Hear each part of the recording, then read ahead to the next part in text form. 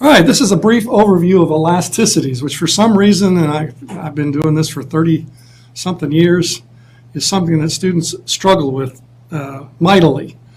Maybe because there's more math involved, whatever, it doesn't matter. But here's an attempt to give an overview of it to take a little bit of the scare factor out of the number crunching that's involved here. All right, so what is an elasticity? It's a number that describes the strength of a cost. Start over. Edit out here up to this point. All right, we're going to talk about elasticities. Okay, and hopefully this will take some of the scare factor out of for students, but something about it causes students to struggle with it more than they struggle with other economic things. An elasticity is merely a description of a cause-effect relationship between two things. So if you get an elasticity for something, it's only meaningful if there's a reason, a credible, logical reason to believe that the two things that are being connected are actually connected, that there's a reason that a change in one would cause a change in the other one. Okay, so elasticities describe the strength of a cause-effect relationship. So let's say you estimate a price elasticity of demand, okay, and you get a -2. It's going to be minus because if you charge more for something, people buy less of it. Right? So a minus sign says there's an inverse relationship between the two items. Okay, so a price elasticity of demand relates the price of something to the amount of it that's purchased. All right, so let's say you do your number crunching. By the way, there's a lot of money to be made in finding these price elasticities because it's not easy, and the value is very, very valuable to those who know what it means.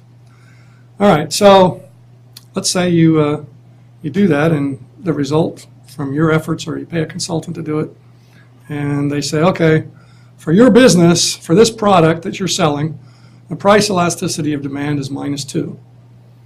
All right, so what does that mean? Well, that means there's a pretty good cause-effect relationship between the price and quantity, that the effect measured in percentage terms is usually twice the size of the cause.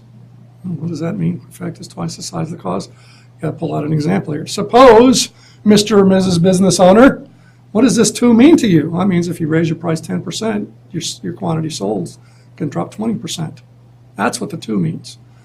The cause, the change in price, is going to have twice that size, measured in percentage terms, of the effect. Okay, so that's pretty good. That's, anything bigger than 1 says that the effect is going to be bigger than the cause. A 2 means twice as big.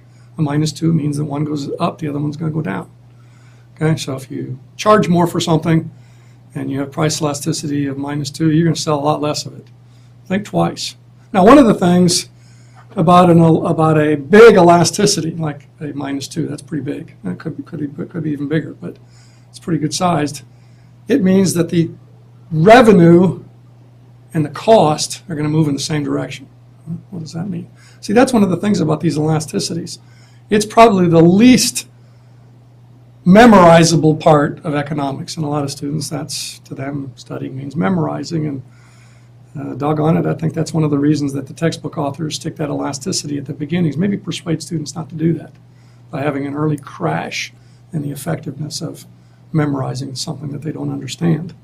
You've got to work it out. You've got to think it through. Okay, so what I just said a minute ago, when elasticity is big, means more than 1 in absolute value, like 2. Revenues and costs are going to move in the same direction. Okay, so what does that mean? You got to think it through. Okay, so we've got our elasticity of 2. If I raise my price 10%, my quantity is going to drop 20%. Price times quantity, that's your total revenue. We're going to get to this graph in a minute. Okay, total revenue.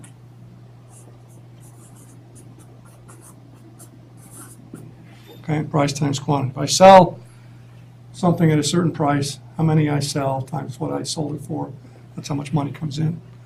All right, so if I raise the price, quantity is going to go down. It's going to, in an elasticity of 2, quantity is going to go down more than the price is going to go up. The revenue is going to go, what? Down. When you raise the price with an elasticity, price elasticity of demand of more than 1, the revenue is going to go down. And guess what? Costs are going to go down. That's what I meant. Okay, revenues and costs are going to move in the same direction. Whichever way revenue moves, if it goes up, costs are going to move up. Okay, whichever way, if it goes down, costs are going to go down. So if you raise your price with an elasticity of demand of more than 1, your revenues are going to go down and so are your costs. Why are your costs going down? How do we know? Well, because if we charge more, we're going to not sell as many. Don't have to make as many, you won't incur as much cost. Right? That's not that complicated, although it's like, but doc, how do I know the costs are going down? Well, you don't know by how much. See, and that's where you get into the marginal analysis. How do I know if I should raise my price, doc? Yes, the demand, I can't give it away. I got to raise it above 0. How far should I raise the price? Well, up to the point where the additional revenue from raising the price or lowering it matches the additional cost. Okay, so we raise our price. Okay, quantity is going to go down. Okay, so we start off over here, right? That's when we charge. Right, that's when we charge 0. Right, 0 times any quantity is a revenue of 0. Okay, so as we start to raise our price, our revenue goes up at first, right? Got to go up from charging nothing. But it's got to hit 0. It's got to peak out here and then go down. Okay, or if we're here, right? This is if we're not selling any, right? Price is too high. That corresponds to this quantity. Right, at a price above this number here, our revenue is going to be 0 because we're charging more than anybody will pay. If we start to lower the price, the lower price is more than made up for by the higher quantity at first. Okay, and the revenue is going to go up. How do we know that's eventually going to end? Because the quantity is going up. That's increasing our costs. So you see on this first part here, the revenues and costs, as we're lowering the price, increasing the quantity, the revenues and costs are both going up. At some point, before here, the change in the revenues are not going to be enough to offset the right? Because the revenues are going up less and less and less. Costs are going to go up pretty steadily. Okay, so before we get to here, this isn't the optimal quantity, because before we get to here, the revenues are going to not be keeping up with the costs. Okay, so we say stop. Okay, another way to see that is, suppose the cost is the same no matter how many we produce. Okay, we would just put a TC line in there straight across. Okay, suppose that's rare that happens, but we see that for some things. Okay, it doesn't cost much more to put on the baseball game when the stands are full versus empty. Okay, cost is about the same, not much. A little more to clean up after the game and so on, with the lights, and the players and everything. Okay, so the maximum difference profit would be at that peak. Now, what if the costs go up as we produce more, which is normal? Where is the biggest difference between the revenues and costs? Well, not here, but somewhere where the slopes are the same. Okay, it's probably about right here. All right. So when we're charging a high price, too high, and we say, we're charging too much, lower it. The revenues are going up and the costs are going up. At some point, the additional cost is going to be more than the additional revenue, and we say, that's it. That's our best price. Okay, or if we're starting down here and we're not charging anything, we're thinking about, okay, how much should I charge? Okay, we're going to climb this, and our revenues are going to be going up at first, and our costs are going down. Oh, duh, right? We're raising our price from 0, and our revenues are going up, and our costs are going down. That's a no-brainer, right? That's going to happen all the way up to here. We're going to go at least to here, and then past that, now we're raising the price, and our revenues are now going down, but our costs are still going down. So somewhere past here, right, we're going to find out where the additional revenue balances the additional cost and say, that's the best price. Okay, so back to this original thing about what an elasticity is. It describes the strength of a cause-effect relationship, right? So don't find an elasticity for something where the thing that you're, the P and the Q or whatever, the elasticity of how many dog catchers there are versus how many toothpicks are produced. Okay, I mean, you could relate the percentage change in the one to the percentage change in the other one, come up with a number, but it's meaningless. Okay, because those things are not related. Okay, but definitely the price of something is related to how much of it you'll sell.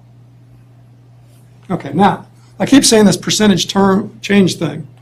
Okay, there's two different ways to find a percentage change. I'm sure this is part of the problem with the students struggling with it is, okay, I get this idea of Okay, it's a cause and effect relationship I'm measuring, and 2 is big and 3 is bigger, and if it's less than 1, it's not a very strong relation. I get that, but how do I get the percentage changes?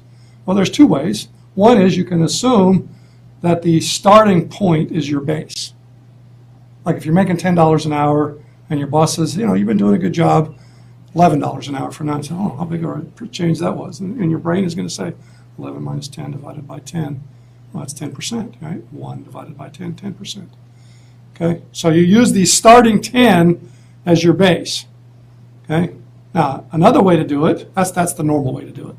Okay, but another way to do it that might be more meaningful for large changes in something would be, okay, the price used to be 10 and I'm going to raise it up to 15. Wow, that's a big change. The elasticity based on where it was, that's not very meaningful for decision making. How about an elasticity based on sort of the midpoint? That's called the midpoint formula. Okay, so let me just illustrate 2 examples of it. Suppose something changes from 9 to 10. Okay, so here's how we get our percentage change. The change divided by the starting point, okay, what is that? That's 11.1%. I skipped a step, right? If you do this, the answer is 0.11111. I multiplied by 100 to get the percent. Okay, so another way to do the same thing would be called the midpoint formula.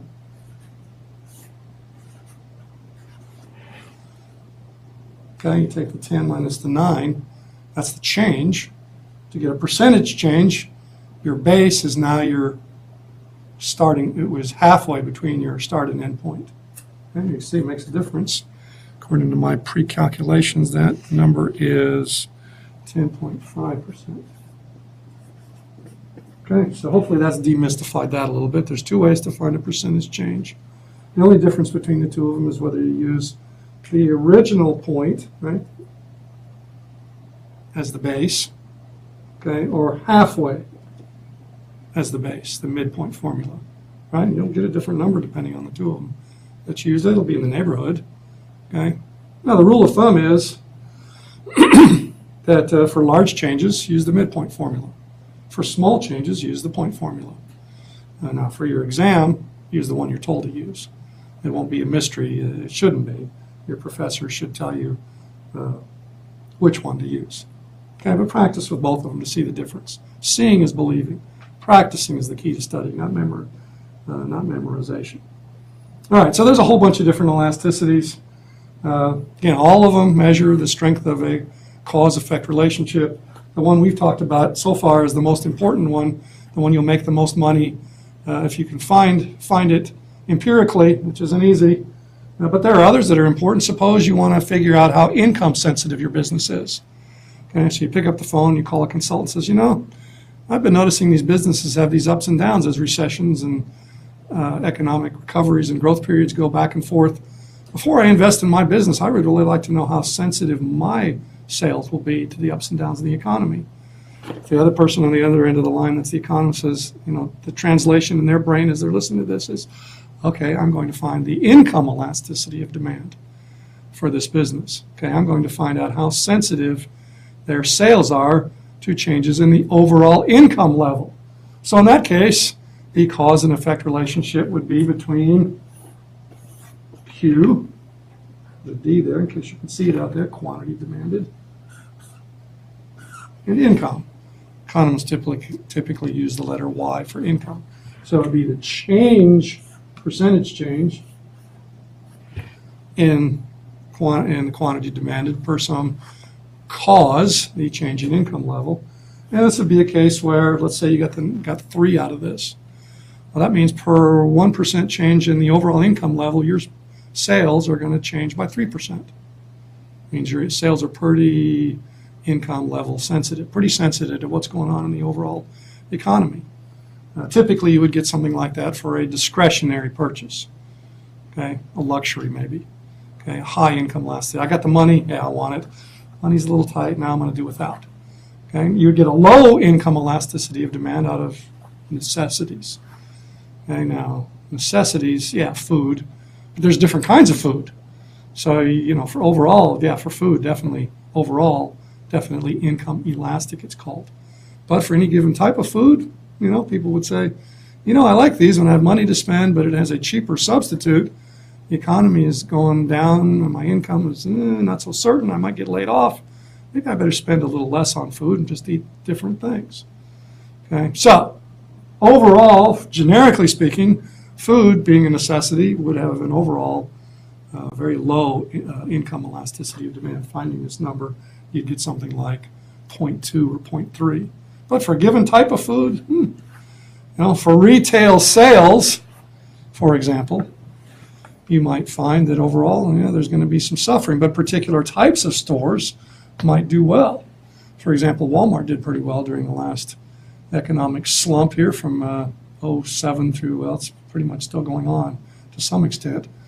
Why is that? Well, because people went from upscale to downscale. Okay, Walmart has the use of the phrase, because it might be misunderstood, as economists would call, as an inferior good. And it's not, I shop at Walmart all the time, so I don't. That phrase means that income is inversely related to the quantity purchased, because people switch to it, buy a lot more of it instead of a more expensive substitute. Okay, so stores like Walmart, maybe even Target, not Neiman Marcus, do well when the economy slumps. And Neiman Marcus would probably have a very high income elasticity of demand. Another example worth going through, cross-price elasticities of demand. Again, cause and effect relationship. In this case, you would have price of B affecting the quantity of A. This is a cross-price elasticity of demand issue. Okay, now, why would you bother to find a cross-price elasticity between unrelated goods? You wouldn't. It might still be correlated. You might still get an elasticity. They just wouldn't be cause and effect related. So first, make sure you have a theoretical, logical basis for these goods to be related. Peanut butter and jelly. Yes, a lot of people combine peanut butter and jelly when they eat one or the other. So one of those could be peanut butter and the other one could be jelly. If the price of one of them changes, it'll definitely affect the purchases of the other one. For peanut butter being B and jelly being A, you would get what? A positive or negative cross-price elasticity of demand. Let's think that through. Again, there are too many combinations for memorization to do something other than for most mere mortals to short-circuit that process and misremember it. So I don't even bother to try to remember it. Okay, I'm going to just work it through. Let's see. If the price of peanut butter goes up, we would expect fewer peanut butter and jelly sandwiches to be eaten. Okay, so the sales of jelly would go down. Okay, so if you figured a cross-price elasticity, it would be negative. Right, the one goes up, the other one goes down, like this original one. The price elasticity of demand for a good, that's negative. The cross-price elasticity of demand between consumption complements is also negative, right? That's what we just did. Peanut butter and jelly are consumption complements that are used together, not by everybody all the time. And see, that's what the size of the absolute value of the number of the cross-price elasticity would tell you, is how close are they in terms of their complementarity. How often is peanut butter consumed jointly with jelly, right? If you were to make that estimate and you got a cross-price elasticity of demand of +3, you would say, nope, I screwed up that estimate. It's got to be negative. Rerun the numbers. Something went wrong. Don't believe that. Don't report that to somebody, because they'll think you're, well, they won't think much of you. Okay? It's got to be a small negative number, right? Okay, because not everybody that eats peanut butter eats it with jelly. Okay, but some do. Okay, so that's what you would expect. You would expect a small negative number to be the cross-price elasticity of demand between peanut butter and jelly, reflecting that some users of peanut butter don't eat the peanut butter unless they also consume it with jelly, but not everybody. Right? Some people like their peanut butter on celery, okay, or whatever, or some have honey with peanut butter rather than jelly. Okay, so what about the converse? What would a actual, believable, credible, large, positive price elasticity, a cross-price elasticity of demand tell you? That would tell you that their consumption substitutes. The price of the one goes up, the quantity of something else goes up, right? something you use instead of something else, maybe apples and oranges. Price of apples goes up, you buy more oranges because you can eat one in place of the other one. Would you expect a large number for that? I don't know, maybe. Do a lot of people see oranges as a close substitute for apples in terms of that afternoon or morning snack? I don't know, probably not. Probably a larger cross-price elasticity between apples and pears, for example. And those are closer, you see. So that's what the cross-price elasticity of demand is going to tell you, which again is valuable to some businesses to understand that so that they know when other market prices change, how that will affect them. Okay. The first one we did was, how's the market price for my product going to affect my sales? Much more important, but still quite important is, I'm product A. What are all the things that are used with product A? What are the things that can be used instead of product A? Changes in those markets are going to affect me, and the measure of that, size of that effect, a single number that tells us many things, is, in that case, a cross-price elasticity of demand. And there are many elasticities that are only meaningful if the things are actually credibly cause and effect related. For your business, for this product that you're selling, the price elasticity of demand is -2. All right, so what does that mean? Well, that means there's a pretty good cause-effect relationship between the price and quantity. That the effect, measured in percentage terms, is usually twice the size of the cause. What does that mean? Effect is twice the size of the cause.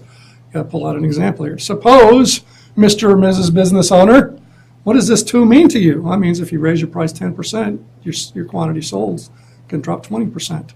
That's what the 2 means. The cause, the change in price, is going to have twice factor out of for students, but something about it causes students to struggle with it more than they struggle with other economic things.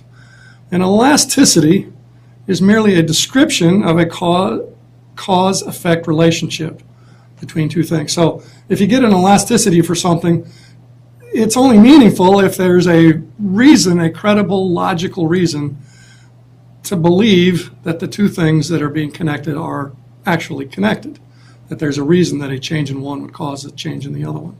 Okay, so elasticities describe the strength of a cause-effect relationship. So let's say you estimate a price elasticity of demand.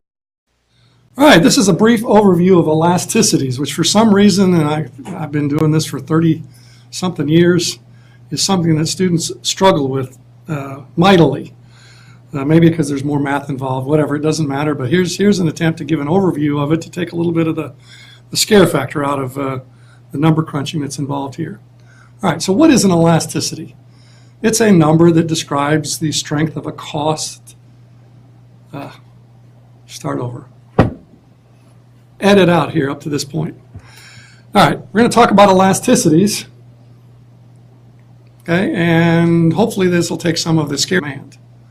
And you get a -2. It's going to be minus because if you charge more for something, people buy less of it, right? So a minus sign says there's an inverse relationship between the two items. Okay, so a price elasticity of demand relates the price of something to the amount of it that's purchased. All right, so let's say you do your number crunching. By the way, there's a lot of money to be made in finding these price elasticities because it's not easy, and the value is very, very valuable to those who know what it means. All right, so let's say you do that, and the result from your efforts, or you pay a consultant to do it, and they say, okay, that size measured in percentage terms of the effect. Okay, so that's pretty good. That's, you know, anything bigger than 1 says that the effect is going to be bigger than the cause. A 2 means twice as big. A -2 means that one goes up, the other one's going to go down. Okay, so if you charge more for something and you have price elasticity of -2, you're going to sell a lot less of it. Think twice. Now, one of the things about a big elasticity, like a -2, that's pretty big. It could be even bigger, but it's pretty good sized. It means that the revenue and the cost are going to move in the same direction. What does that mean?